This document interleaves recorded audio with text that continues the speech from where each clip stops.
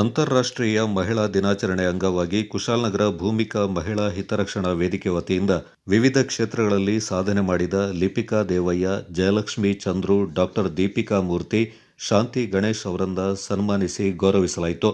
ಕಾರ್ಯಕ್ರಮದಲ್ಲಿ ಪಾಲ್ಗೊಂಡು ಮಾತನಾಡಿದ ಜಿಲ್ಲಾ ಪಂಚಾಯತ್ನ ಮಾಜಿ ಅಧ್ಯಕ್ಷೆ ಕೆಪಿ ಚಂದ್ರಕಲಾ, ಹೆಣ್ಣು ಸಮಾಜದ ಕಣ್ಣು, ಬದುಕಿನ ಎಲ್ಲ ಸವಾಲುಗಳನ್ನು ಎದುರಿಸಿ ನಿಲ್ಲುವ ಗಟ್ಟಿಗಿತ್ತಿ ಮಹಿಳೆಯಾಗಿದ್ದಾಳೆ ಎಂದರು. ಬಾರಿ ವನಿತಾ ಮಾಡೇಳಿ ನನ್ನನ್ನು ಹೇಳಿದ್ರು. ವನಿತಾ ನಾನಲ್ಲ, ನನ್ನ ಇವರೇನೇ ಆಗ್ಬೇಕು ನೋಡಿ ಇಲ್ಲಿ ಕುಮಾರಿ ಅವರು.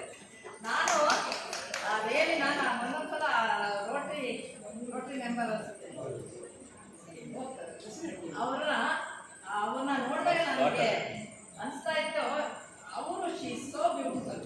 ಅವ್ರ ಡ್ರೆಸ್ಸು, ಅವ್ರ ಆಕಾರ ಪ್ರತಿಯೊಂದರೂ ಕೂಡ ಐ ಅಪ್ರಿಷಿಯೇಟ್. ನಾನು ಅವತ್ತಿಂದಲೂ ಕೂಡ ನನ್ನ ಹೀರೋಯಿನ್ ಅವರು ನನ್ನ ಡ್ರೆಸ್ ಮಾಡ್ತಾರೆ.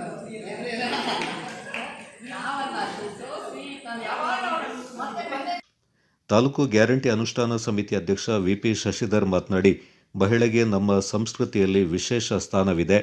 ಆಕೆಯ ತ್ಯಾಗ ಮತ್ತು ಹೋರಾಟದ ಮನೋಭಾವ ಎಲ್ಲರಿಗೂ ಮಾದರಿಯಾಗಿದೆ ಎಂದರು.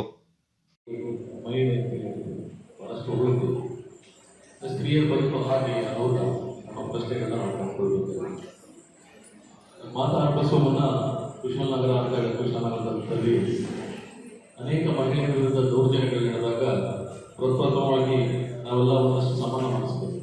ಕಿಲೋಮೀಟರ್ ಆದಿಯಾಗಿ ಎಲ್ಲರೂ ಕೂಡ ಅನೇಕ ಹೋರಾಟಗಳನ್ನು ಮಾಡಿದ್ದೀವಿ. ಒಂದಷ್ಟು ಖುಷಿ ಕೂಡ ಕೊಟ್ಟಿದ್ದೆ, ಸಂತೃಪ್ತಿಯನ್ನು ಕೊಟ್ಟಿದ್ದೀವಿ. ಆರೋಪಿಗಳಿಗೆ ಶಿಕ್ಷೆ ಕೂಡ ಒಳಪಡಿಸಿದ್ವಿ. ಅದು ಮಾದಪಟ್ಟಣದಲ್ಲಿ ಒಂದು ಟೌನ್ ಕಾಲೋನಿಯ ಮಹಿಳೆ ಮದುವೆಯಾಗಿ ಒಂದೇ ತಿಂಗಳಲ್ಲಿ ಆಕೆಯನ್ನು ಸಾಯುವವರೆಗೆ ದಾರುಣವಾಗಿ ಒಡೆದು ಹಿಂಸವಾಗಿ ಕೊಡ್ತಾರೆ.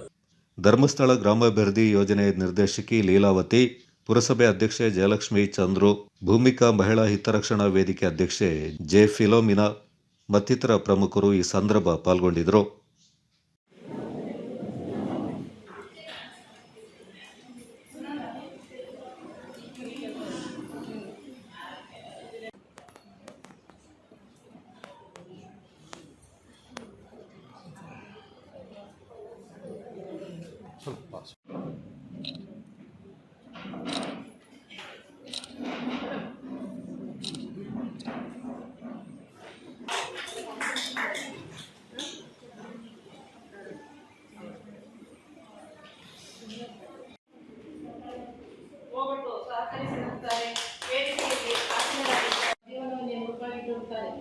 ಇವರು ಆದರ್ಶ ಮಹಿಳೆಯನ್ನು ಗುರುತಿಸಿಕೊಂಡಿರುತ್ತಾರೆ.